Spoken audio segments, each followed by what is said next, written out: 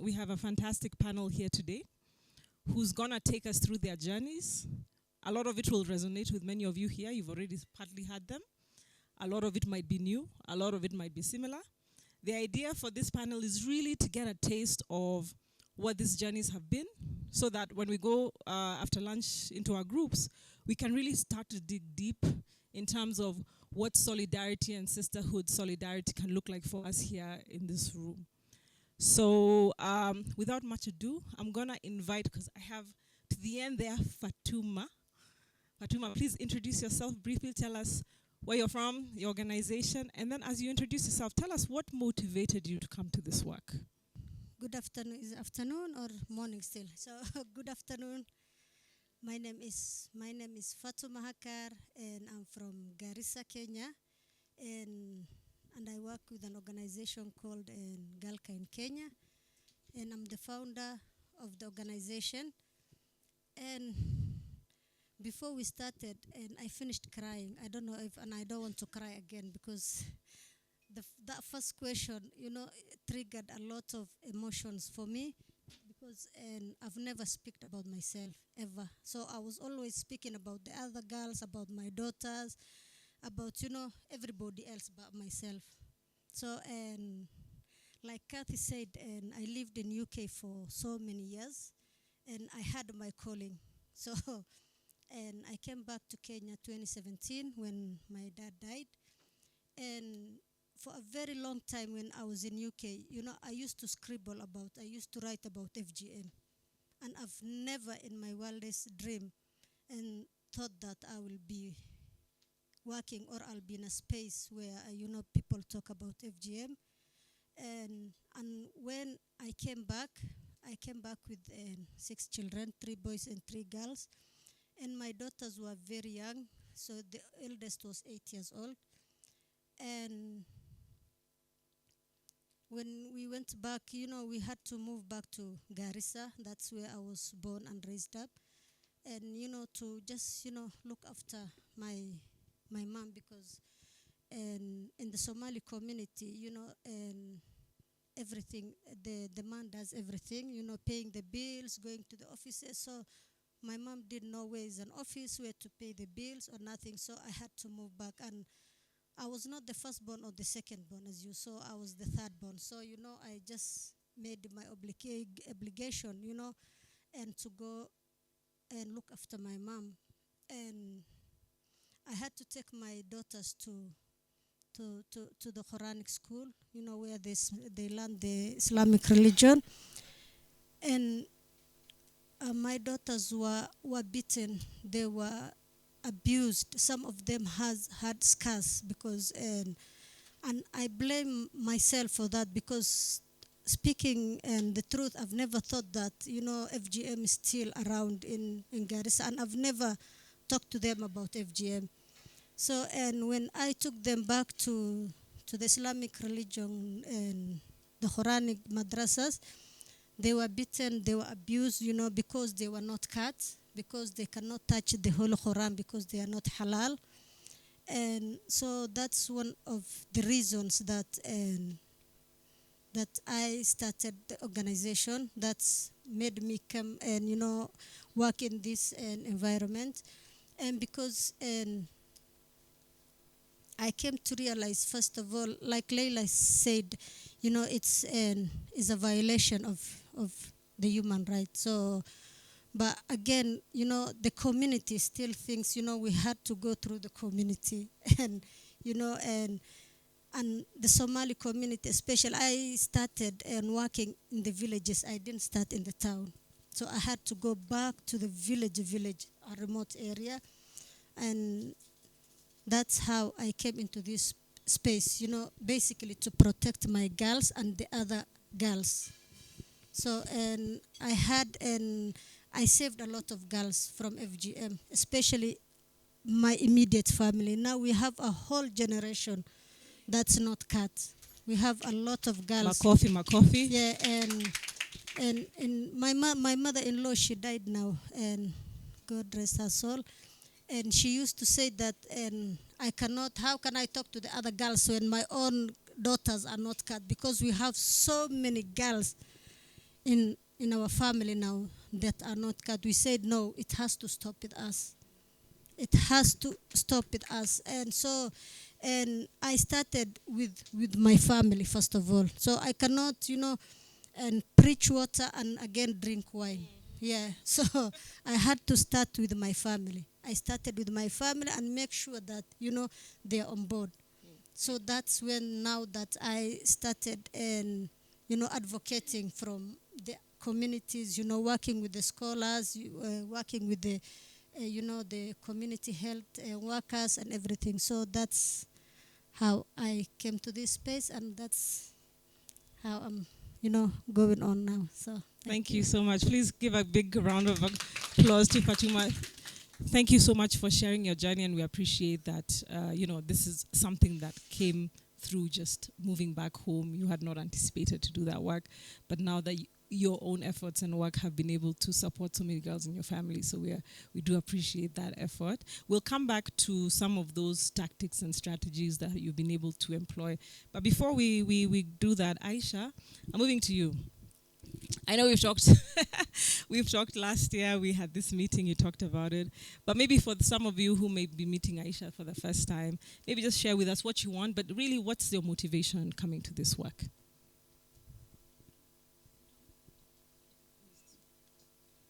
Yeah, it's on.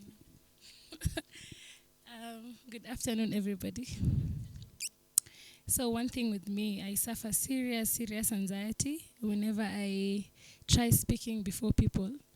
I do speak from time to time, but yeah, it's something I'm still battling. But I'll try and speak. So, as mentioned, my name is Aisha Hussein Roba from Garbatula, Isiolo County. So mine is quite different from my sister's, Fatuma's. So this takes me back to 2017 when I gave birth to my first child, my son.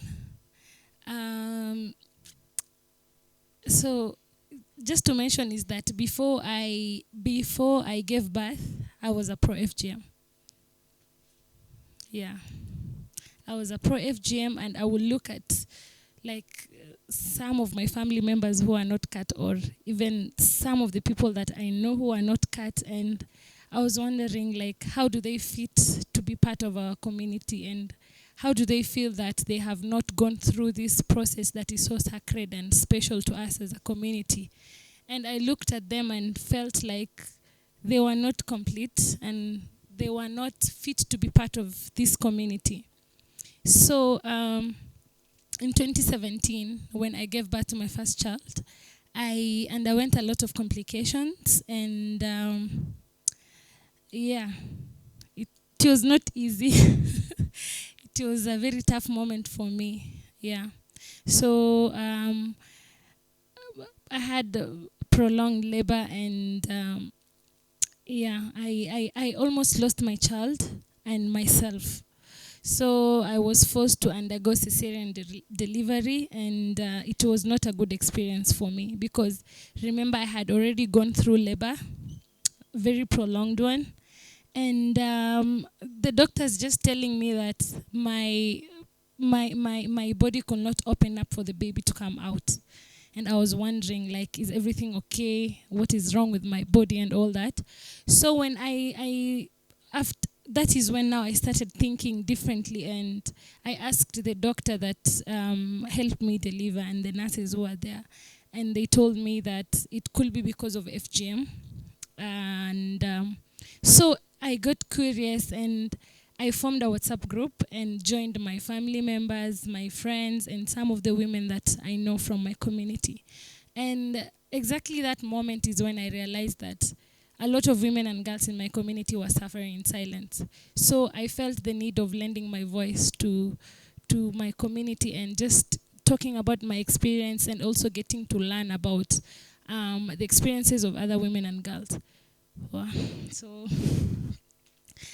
that moment is when I realized that, no, today I'll not cry. So that is when I realized that a lot of women and girls were going through worse experiences than myself. Some had difficulties even during their monthly periods. Some had to go to doctors every single month of their monthly periods. Some even died and nobody talked about them.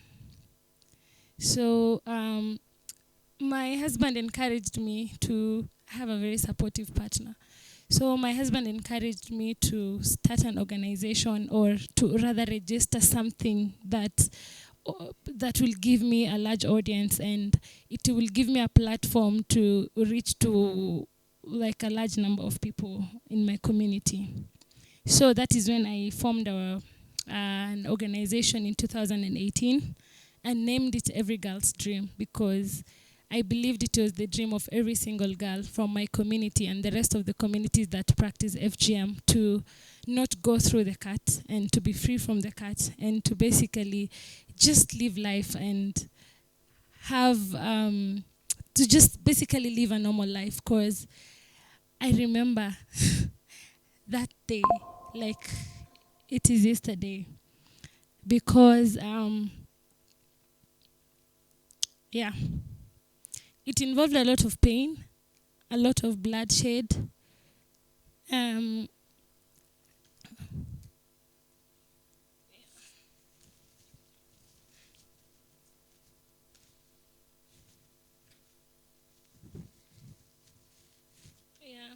So I just imagine your body. What happens when you get hurt, like maybe your finger, you get cut even by a nail cutter by mistake. You can imagine how painful it is. So pinned down by very strong women. And you're just like 7 years old, and like 6 women will come and pin you down and hold your legs, your hands, your head, literally torture.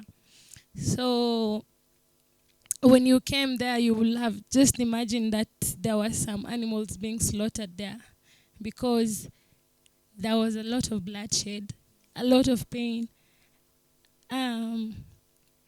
Yeah, but now at that moment, that is what I wanted, because I was a young girl, and it was something that every member of my community, every girl went through. So I was looking forward to it. I was happy that the day had finally come. And I remember I bought my own razor blade. I was cut along with my cousin and a friend. So that night we could not sleep. My cousin, they used to live in Mombasa, so they traveled just for that. So at night, we could talk in bed and looking forward to the morning and just being excited. We woke up very early. We showered with very cold water in the morning, and yeah, I was happy because now finally my day had come. So it's a journey that is full of different experiences, because when I started now talking about FGM, I remember I have an auntie who inspired me to join the FGM campaign, because none of her daughters are cut, and she has like 5. Yeah, I think like 5. I have to count. Yeah, and none of them are cut. One of them is almost my age, but she's not cut. So I remember her reaching out to my mother and asking her not to take us through the process and not to cut us, but I cannot blame my mother, because she wanted to fit in the community, because this will have involved a lot of stigma and a lot of other issues. So I don't blame my mother. I love her so much. And yeah, so when I started talking about it, I remember I was among the very first young people to come out and publicly address the issue of FGM and give my own story of what I went through. And it's something that not a lot of people from my community used to speak about. But looking back now, I'm a very proud mentor, because I've mentored a lot of young women to come out and just give their stories and feel confident about themselves. and just feel complete as women, even though we have gone through the cut, because there's nothing much we can do about it. It's just to accept the situation and move on. So since forming this organization, we've been able to mentor people, and we now have, I just look back and a lot of young people are reaching out to me to tell me that, I want to join the advocacy of FGM. How am I going to join your team? What can I do? And as Godano mentioned, she's among the people that I've mentored, and now she's even way, she's into it more than I am. So yeah, it's a journey that has had a lot of ups and downs, rejections, stigma, people talking negative, backlashes on social media platforms. An example is a video of me that was posted by TGG on TikTok, and there was a lot of backlash, a lot of negative comment, especially from the people I personally knew, because they assumed that we are just doing this, to get money, to be out there, to make our lives better, and that we were not doing this for the community. So I think we have a session maybe where we'll be talking about the challenges and all that. Yeah, thank you. Thank you so much, Aisha. First of all, thank you for sharing your experience. I know it's never easy. We appreciate it, and also just taking us through your journey, and also your successes in terms of even speaking of mentors you have in the room. So really appreciate that. I have noted two things that you and Fatuma have shared about your support system. We'll come back to your support system, because I think that's really important, the people who have supported you and the people you're supporting. And then I'll come back to you, Selayan. Take us through your journey, whatever you want to share. So don't feel obliged to share if whatever you don't want to share. But, take us through what motivated you to come to this work. And even as you talk about that, you've had the two speakers. What were some of the support systems, people who came, into your life, who supported you, if there were any at all? Karibu. Thank you. I think it's quite difficult to be the third person after such an emotional moment, so I'll try to pull myself together. Yeah, so my name is Selayan Partoip. I am a pastoralist daughter. I usually love to say that I grew up in privilege. My dad was a chief, may his soul rest in peace, and my mom is now a retired teacher. So I grew up in a family that had everything you can imagine. Tap water in the village, solar power, TV. We used to be that dynasty. But then there was something very wrong in that setup that I didn't even notice until in my mid-20s. There was a lot of violence, physical, emotional. And then at the age of 10, I survived sexual abuse. Then at the age of 16, I survived FGM. Okay, I got this. I don't let it define me. I don't let it move me back to that dark place. Because I decided it may have happened to me, but I choose how I feel about it. I choose how I move forward. And so for me, when I was growing up, I felt like I had a duty to protect children. And from an early age, because as I said, I come from privilege, I used to be that kid who got in trouble because I will sneak sugar and take to a family that, because a kid told me they didn't have tea, so I'll be stealing sugar from my mother to give to the other family. I'll be losing my shoes in school, by losing in quotes, because I donated them to a kid who has never worn shoes. And so from an early age, I was a guardian to other kids. And when I did my social work, I went to work in the informal settlements, where I got to experience poverty firsthand, something I had not really experienced. And for some reason, I think it was by God's design, my parents separated when I was in Form 3. And so from that period, Form 3 through college, I got to experience now poverty for myself, to a point where we could sleep hungry. I could be out of school for months. I took myself through college because I had to work and pay my bills. And at some point in the hustling process, I found myself in commercial sex work. just to get the ends to come together. Again, I said these experiences don't define me, don't feel bad for me. I am an overcomer. Yes. And I share them because I am on top of them, they are not on top of me. So at 22 years, I had my daughter. At that point, it felt like a mistake because I was not in a relationship with the father. And as soon as he found out I'm pregnant, he took off. Dust started back then for me. But the FGM field was not something I thought I would work in. In fact, I was very resentful of activists because, for starters, they were not from my community. It's outsiders coming to tell us that our culture is barbaric, it's backward, it's primitive. And I took it very personally, like, on whose authority will you come and tell me what I've grown up knowing, doing is barbaric? And then when they shared the effects of FGM, or dying at childbirth, or bleeding to death, I'm like, what are you talking about?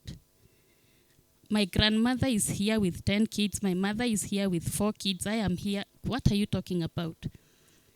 But because of that, I wanted to be the voice in the community to bring out the change. So I got deep into end FGM research, and I wanted to understand what exactly are these lunatics talking about.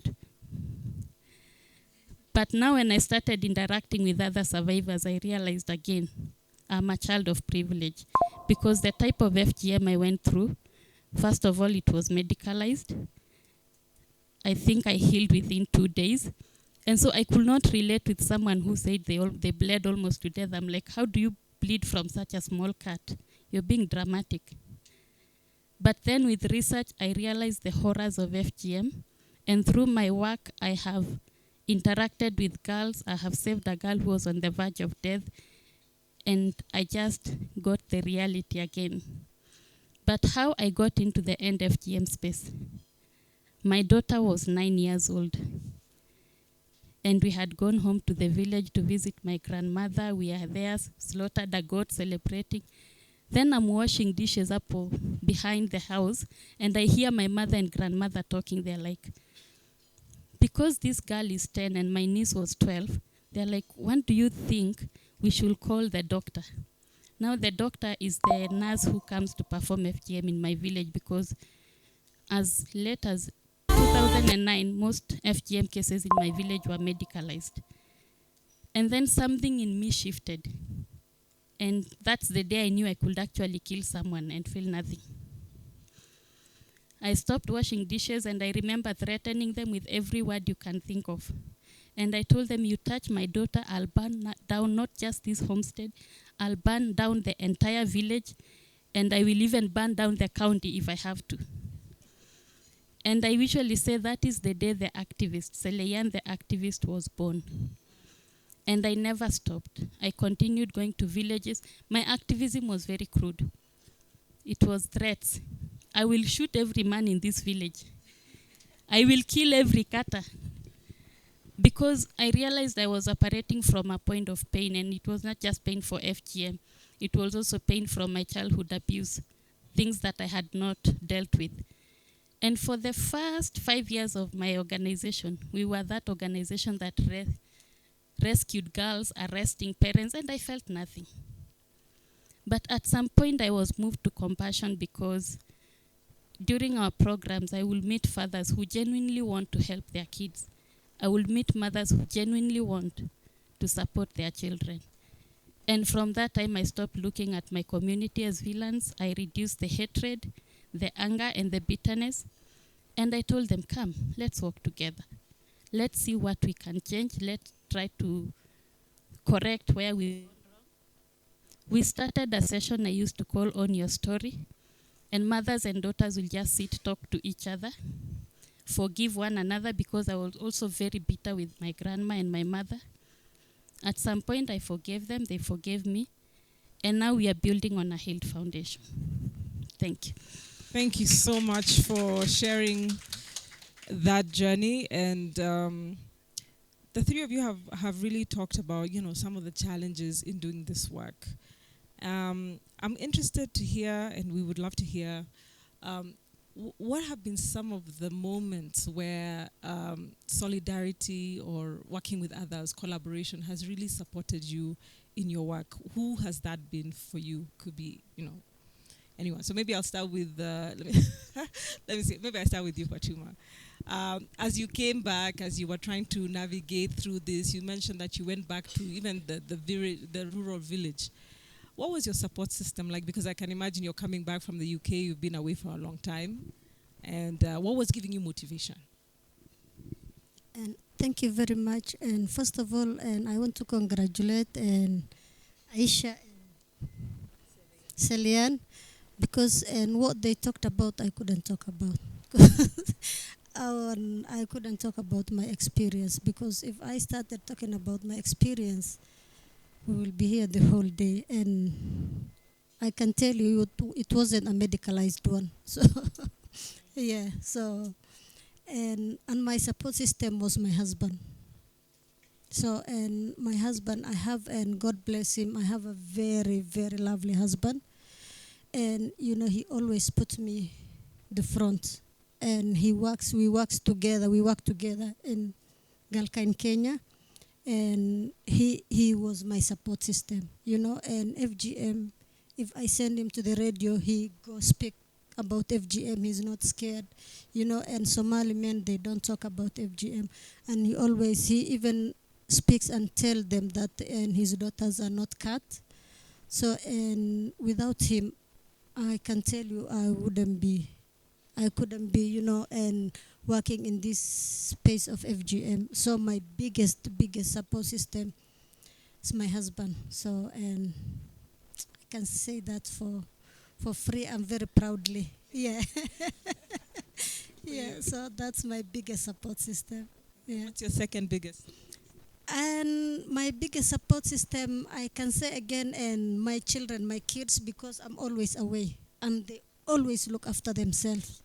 Yeah, so even, and they don't, when something happens at home, they don't share with me. They say, no, mommy is at work. So we need to give her the space. Let her go do her work. Let her go do what she's supposed to do. And let us take care of what's happening here. So, but unfortunately, and I cannot say my parents because they were against not my dad, because my dad died before and I came back, and my mom also, she's dead now. She died about 2 years ago, but she was not supportive of me working in this space. And I always, and when I live with my kids, when I travel or anything, I used to be very concerned. I always used to send some people, please go check on my daughters. Please go check on my daughters. Because, I was scared that she will cut them. And she was always like, who will marry your daughters? Who is going to marry your daughters? Because they are not cut. And I tell them, I don't care, let them reach 60, 70 years old. They will stay at my house still. I'm very happy to accommodate them. So, and those my two biggest support systems. Thank you for sharing that. Thank you very much. Aisha, what has been your support system? I know you mentioned your husband encouraging you to start the NGO, but tell us more about who else as well. I think for me, as I went on with the campaign, a lot of people who were against me now started joining me to support me. So I can say my family has been there to support. And I don't even know how I forgot to mention her as part of my story. The current CEO of the anti-FGM board. I remember when I was starting this journey, there's a lady called Mariam. She's Mariam Sheikh. So when I first wanted to speak about this, so I reached out to Mariam Sheikh on her social media platform, and she told me, let me connect to someone who will hold your hands and like take you through this journey. So fortunately it happened that it was the CEO of anti-FGM board. I remember Mariam Sheikh introducing us through email, and from that moment when I met Madame Benedict, is when I realized that there are women out here who are ready to support us and to be there for us. And literally she has turned out to be a mother to like almost all the activists in Kenya, because all of us call her mom. So I think it's also good when people in power come down to the level that we are and support us. And a lot of other people, like Leila, when we first met I think it was in 2018, the first emotional well-being training. I think we were the first cohort of survivors and activists to be part of the emotional well-being training. And I can tell you for a fact that it really impacted to who we are today, because we didn't care so much about ourselves. We were busy pouring out to the community than for our own selves, and it reminded us that we also needed a step back and to just check in on ourselves and to realize where we are as individuals, not now Aisha the activist, Aisha the person, yeah. So with my family too, and I can't fail to mention my cousins. And I remember a moment, I didn't mention about this in the first part of my story, when I gave birth to my first child. I think Godano was with me, and she was very supportive too. I almost lost my life.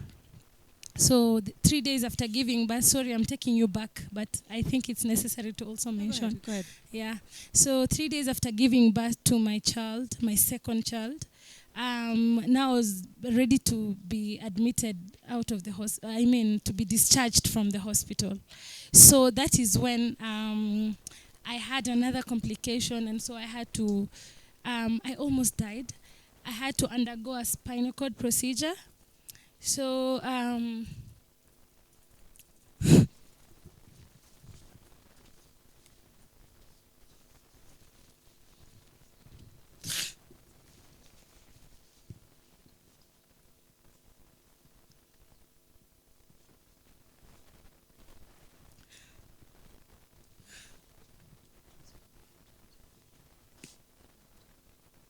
it's okay.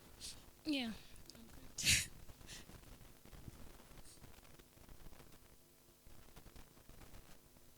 Yeah, and at that moment is when I realized that we all need someone in our lives, and someone like Godano was there with me, and literally I could not even lift my legs, I could not walk, I could not do anything literally. So to even go to the toilet, so everything was, I depended on people for everything.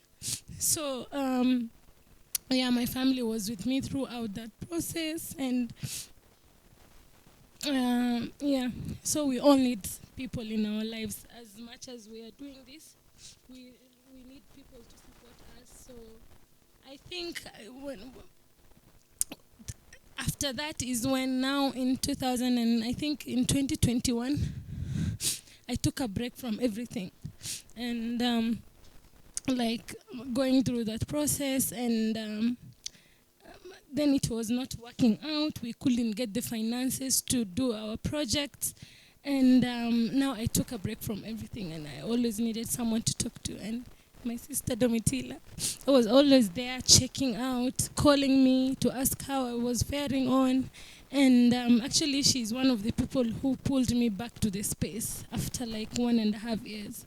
And yeah, since then, everybody who I've met in the process of the FGM campaign has been supportive to me. So I think I'm lucky, because literally everyone who I could meet somehow would like lift me to a different point. So yeah, and God above everything. Of course. Thank you so much, Aisha, for sharing that journey of sisterhood, which we'll be talking about in the next few days. You know, really trying to create these networks and linkages with others to support each other. Over to you, Seleyan. I heard that you wanted to burn everything down at the beginning. So how did you move? I know you told us you moved from, wanting to burn everything down to now working with, communities, mothers, groups, women. Tell us, what was your support system like, and what was that like, moving from that average to a point of now working with the community? Who supported you through that? I think in the first years of my activism, I did not have any support from my immediate family or the community. I don't blame them. I blame my methods. I was really angry, and I was fighting everybody. So it was hard for them to support me when I saw them as the enemy and they saw me as someone who can go off at any point. And I even stopped being invited to family gatherings because if I got that mic, I'll just be cussing people out. But then I found a group in 2017 when the Youth Anti-FGM Network was starting. I was appointed as one of the Anti-FGM ambassadors for Kenya. And that became my family, that became my support system. That's when I met Domtila, that's when I met Aisha, that's when I met other activists who are not in this room, Natalie, Jedida, Catherine, Wanjiro. The young women, by then we were the young women, right now we are just women. Mezeka. And again, the other thing that isolated me is I'm a religious person, and so the best way they would unwind was going out to party and drink. But at some point, you know, when you can't beat them, you join them. So I joined them and life became bearable at least. And so the support system has always been on the activist side, which I cannot emphasize enough how important such forums are, because you're dealing with an activist who has no support back at home. I envy Fatuma and Aisha when they say their spouses are their support. Mimi ni wa kurudishwa tu soko. Well, what that means for those who don't get the language, I am single, so I am my own support system. It's really important to have these forums. And what we vowed with Domitila and the others who started the Young Movement is to always ensure that we are creating spaces and holding out space for young activists when they're coming up. Because you're not just fighting a force beyond you. It's so wrong to be fighting abuse of children and then we keep fighting each other as activists. There is no room for us to fight each other. There is no energy even, because we really need to be allies to each other. We need to support each other. We need to share the resources that are available with each other so that each one of us can show up for that girl and show up strongly. Thank you so much for that. Mpigie makofi tafadhali. Na amesema yuko kwa amerudishwa kwa soko. Single, maybe ready to mingle, we don't know. Absolutely. But thank you so much. I think to wrap up this session, Domitila, please let me know our time schedule, because I know lunch is, we still have time. Okay, good. I think just to wrap up so that we can also allow for people either to share, ask questions, or just even add anything else before we wrap up. We've heard about your journeys, your challenges, but also, you know, the support networks, the successes you've been able to do, how you've been able to support women and girls in your communities to end FGM. And I guess maybe just to finish us up is for each of you, and I'll start with you, Seleyan, because you're the one who ended, so that we go the other way around. What impact and change have you seen in your community? And I know you touched a bit about it in your own community, and was it worth it? Has it been worth it? I think if I was taken back to 2014 when I started the fight against FGM, I would still do it again. Well, I may not burn down the villages, but it's been worth it, because we are at a point where now I get invited to community platforms to talk about child protection.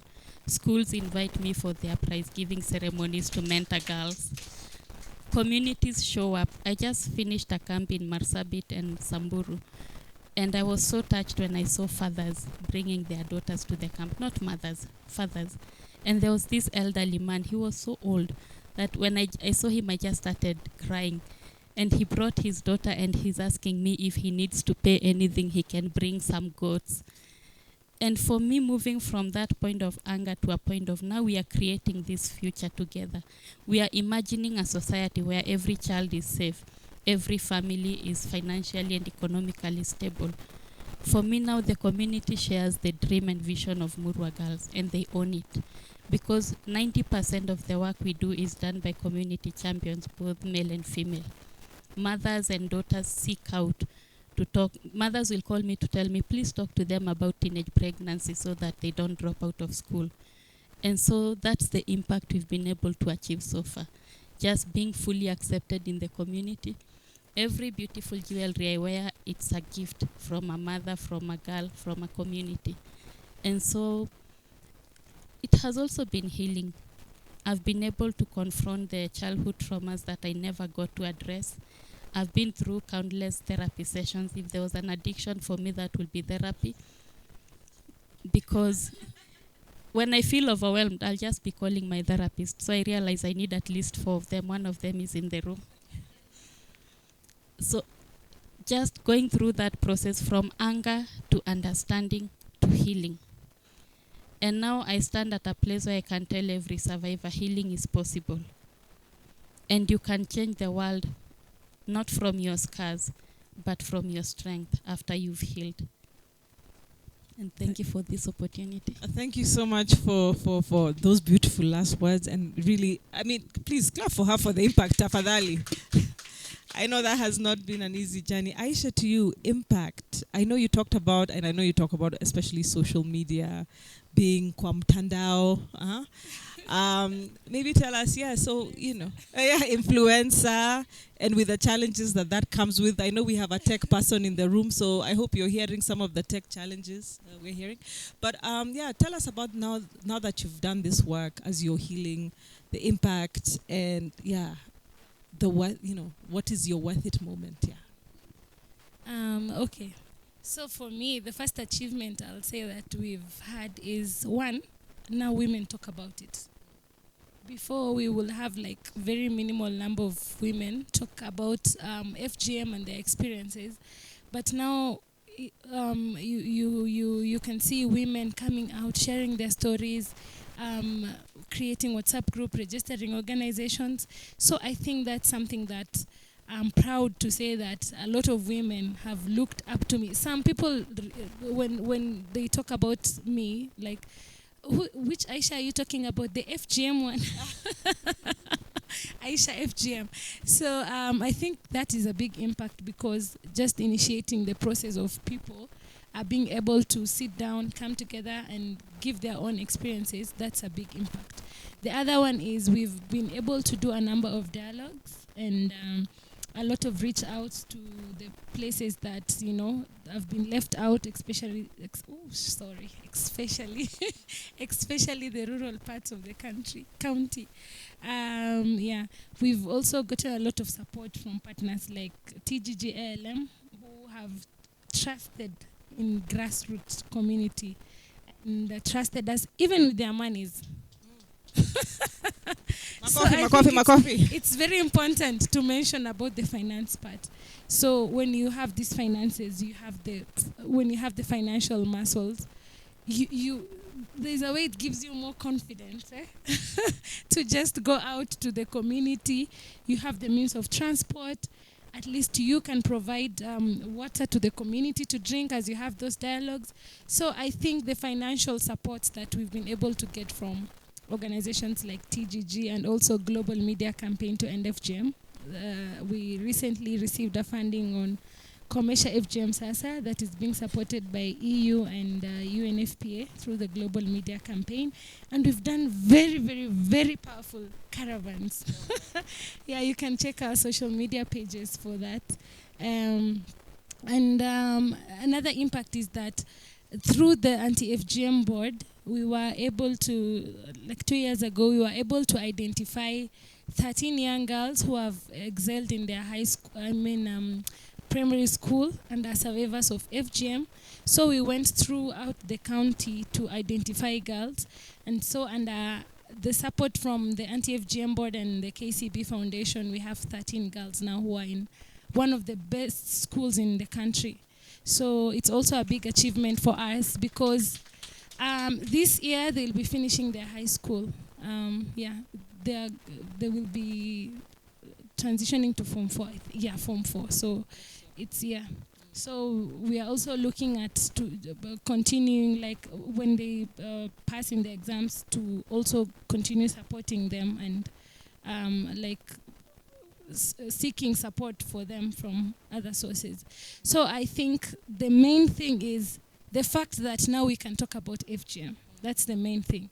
The fact that we can now share our stories and women can now come out and give their own stories. Yeah. That's a very huge impact. And the last thing is finance. When we have the financial muscles, we can do anything and everything.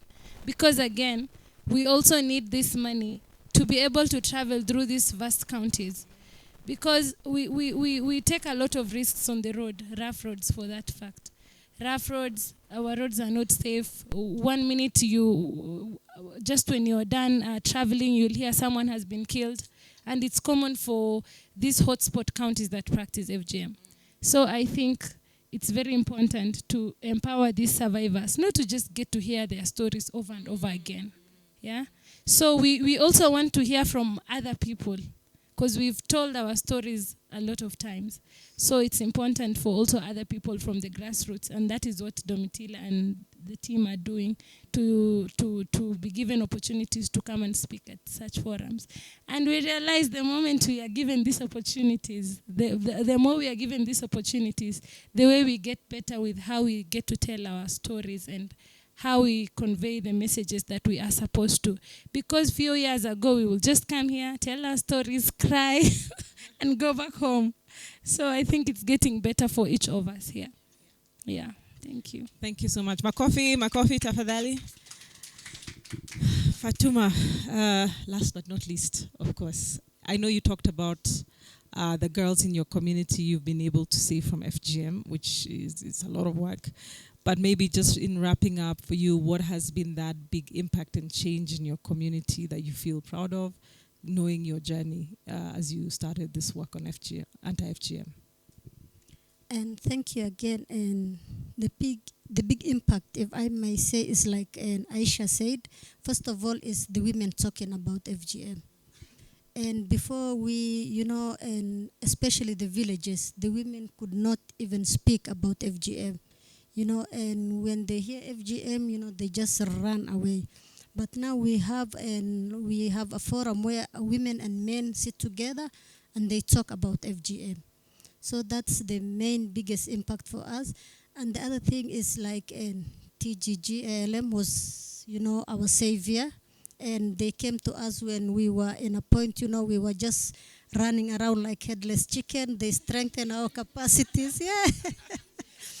Yeah, it's true. Yeah, they strengthen our capacity, our organization's capacity, and everything. So and thank you again. And we hope and miracle happens and we get something.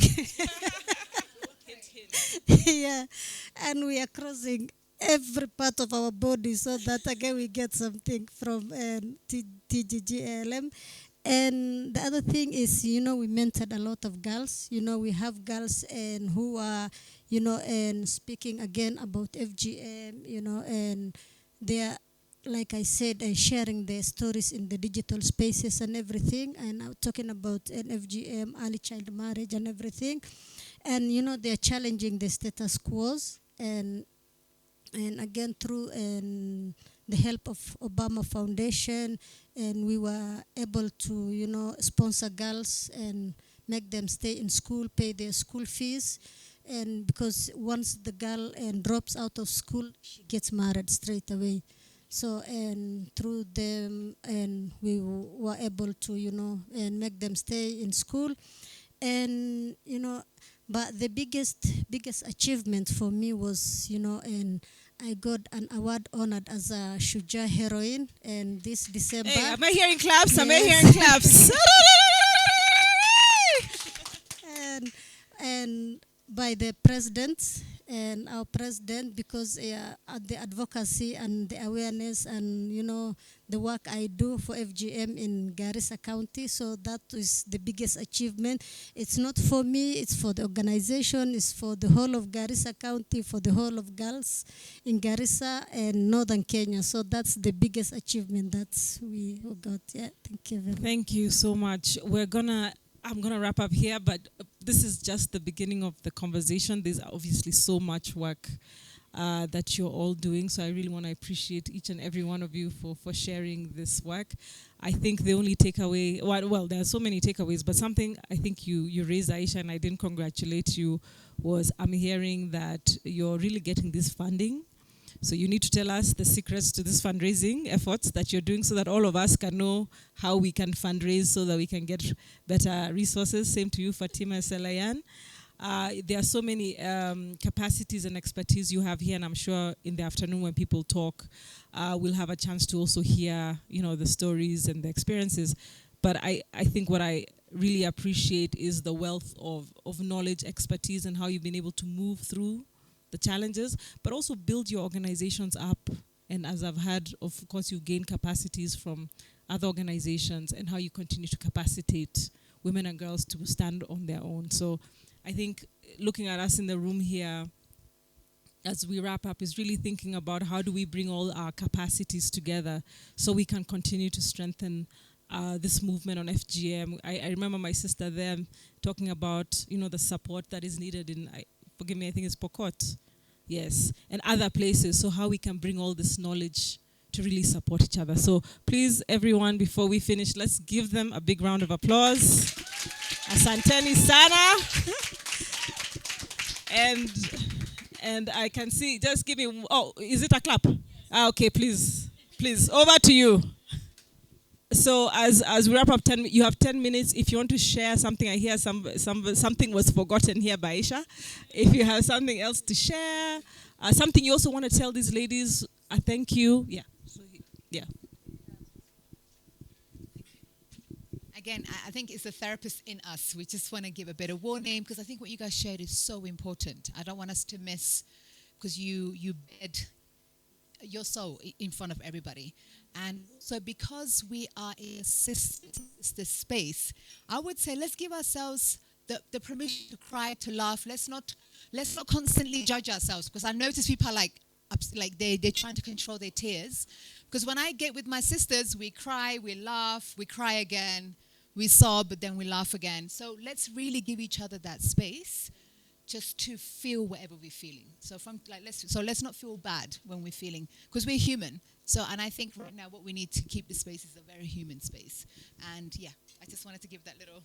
Yeah, Leila has already spoken to one of the things I wanted to say, but I also want to take this opportunity on behalf of all of us to appreciate you guys.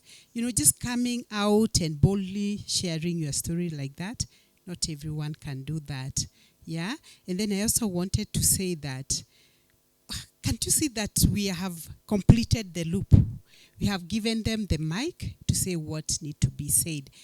But I also wanted to say that maybe as they speak, some of the gaps that I'm picking, and maybe this, I could be wrong, but this is something that we can all think about, is that activists and survivors are raising their voices, they are telling their stories. But I think there is a gap in their emotional well-being.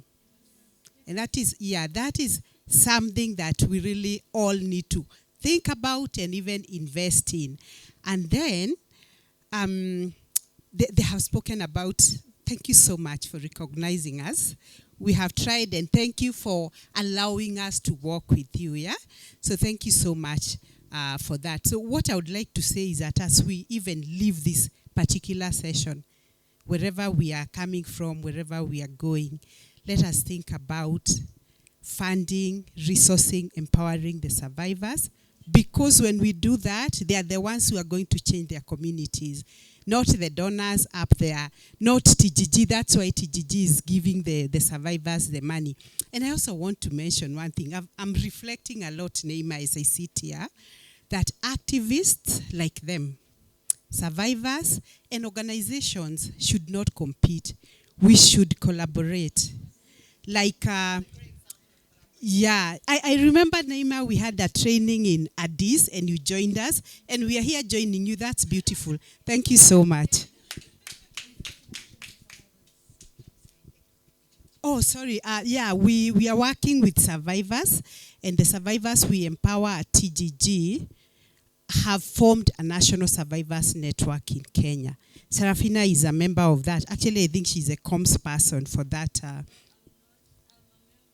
she's a member. And Sally is also an official. So, like we have said, there's no need of competing. It's good that you join that group. It's a very, very good solidarity space for survivors. Thank you. And before I give Domitila, just a question for you all. I'm not sure if everyone in the room knows how to join, where to reach you, how to do that. So I don't want to assume if... Okay. So if you're interested, Alice is your person. All right. I'm just going to say thank you so much again for allowing me to moderate this session with you and for your generosity. I will give now over to Domitila. I know, Aisha, you had something very important. Brief. Okay. Okay, what I wanted to add is just maybe one of the things that has helped me is making constant use of social media, especially platforms like Twitter and LinkedIn. X. I know. So I think when whatever you do, it's important to document your work, however small it is. As you even ask for this support, people will want to see, yes, you're doing a very good job, but sometimes we fail to document whatever we do. So it's also important. For the few people who know me, you always say that Aisha loves pictures and videos. Yes, I love, because I know the power of, what people see. So I think it's also important, as you also do this work, to tag relevant organizations that might have the capacity to support you. And I also forget to mention that I've also been awarded by the former president, Uhuru Kenyatta. Yeah, so... Yes, the former president, yeah. So I also think there are other people like Godano, Domitila, and others here who have been awarded. So that means we are not here by, is it chance or? Yeah, we all deserve to be here. Yes. Thank you. Thank you so much. Can we clap for them as they go to take their seats, please? Thank you so much also the audience for sitting, for listening, and for sharing.